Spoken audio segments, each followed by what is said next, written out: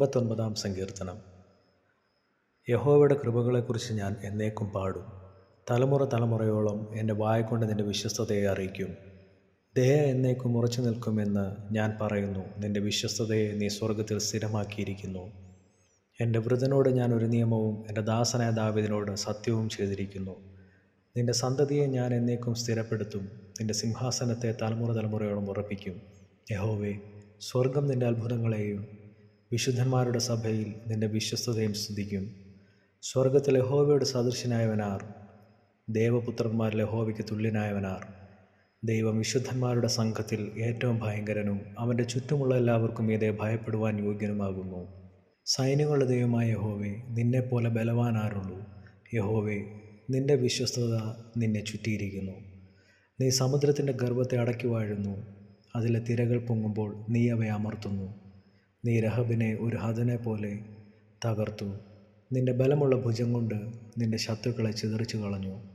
ആകാശം നിനക്കുള്ളത്, ഭൂമിയും നിനക്കുള്ളത്, ഭൂതലവും അതിൻ്റെ പൂർണ്ണതയും നീ സ്ഥാപിച്ചിരിക്കുന്നു. ദക്ഷിണോത്തര ദിക്കുകളെ നീ സൃഷ്ടിച്ചിരിക്കുന്നു.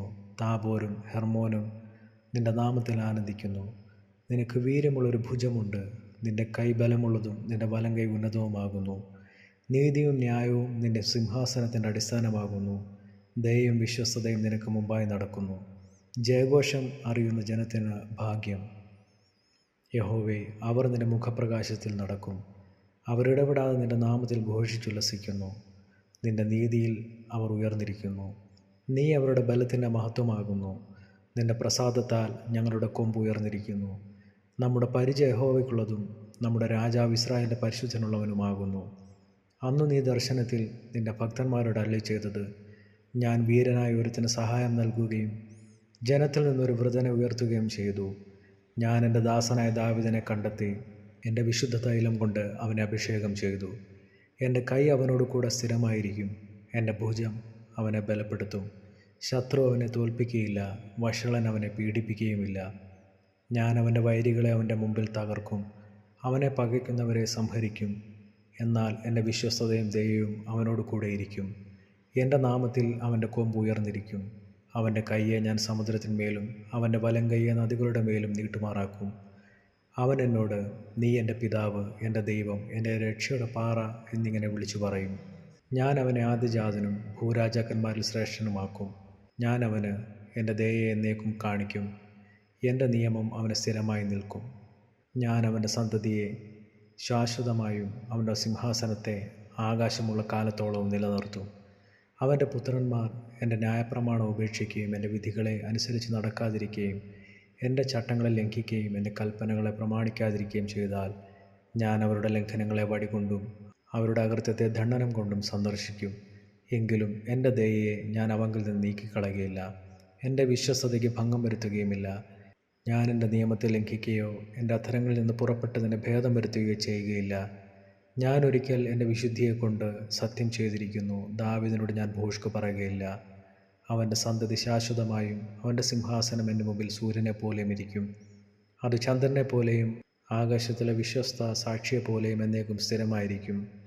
എങ്കിലും നീ ഉപേക്ഷിച്ച് തള്ളിക്കളയുകയും നിൻ്റെ അഭിഷക്തനോട് കോപിക്കുകയും ചെയ്തു. നിൻ്റെ ദാസനോടുള്ള നിയമത്തെ നീ വെറുത്തു കളഞ്ഞു. അവൻ്റെ കിരീടത്തെ നീ നിലത്തിട്ട് അശുദ്ധമാക്കിയിരിക്കുന്നു. നീ അവൻ്റെ വേലിയൊക്കെയും പൊളിച്ചു, അവൻ്റെ കോട്ടകളെയും ഇടിച്ചു കളഞ്ഞു. വഴി പോകുന്ന എല്ലാവരും അവനെ കൊള്ളയിടുന്നു. തൻ്റെ അയൽക്കാർക്ക് അവൻ നിന്ദയായി തീർന്നിരിക്കുന്നു. നീ അവൻ്റെ വൈരികളുടെ വലം കൈ ഉയർത്തി അവൻ്റെ സകല ശത്രുക്കളെയും സന്തോഷിപ്പിച്ചു. അവൻ്റെ വാളിൻ വായ്ത്തലെ നീ മടക്കി യുദ്ധത്തിൽ അവനെ നിൽക്കുമാറാക്കിയതുമില്ല. അവൻ്റെ തേജസ്സിനെ നീ ഇല്ലാതാക്കി അവൻ്റെ സിംഹാസനത്തെ നിലത്തിട്ട് തള്ളിയിട്ടു. അവൻ്റെ യൗവനകാലത്തെ നീ ചുരുക്കി, നീ അവനെ ലജ്ജ കൊണ്ട് മൂടിയിരിക്കുന്നു. യഹോവേ, നീ നിത്യം മറഞ്ഞു കളയുന്നതും നിൻ്റെ ക്രോധം തീ പോലെ ജ്വലിക്കുന്നതും എത്രത്തോളം! എൻ്റെ ആയുസ് എത്ര ചുരുക്കമെന്ന് ഓർക്കണമേ. എന്തു മിഥ്യാത്വത്തിനായി നീ മനുഷ്യപുത്രന്മാരെയൊക്കെ സൃഷ്ടിച്ചു.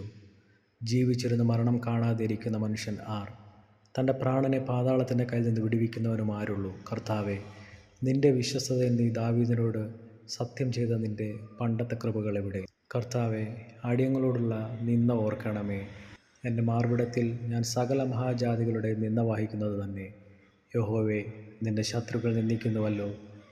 അവർ നിൻ്റെ അഭിഷേകത്തിൻ്റെ കാലടികളിൽ നിന്ദിക്കുന്നു. യഹോവ എന്നേക്കും വാഴ്ത്തപ്പെടുമാറാകട്ടെ. ആമേൻ, ആമേൻ. ഈ വായിച്ച തിരുവചന ഭാഗങ്ങളാൽ ദൈവം നമ്മേവരെയും അനുഗ്രഹിക്കുമാറാകട്ടെ.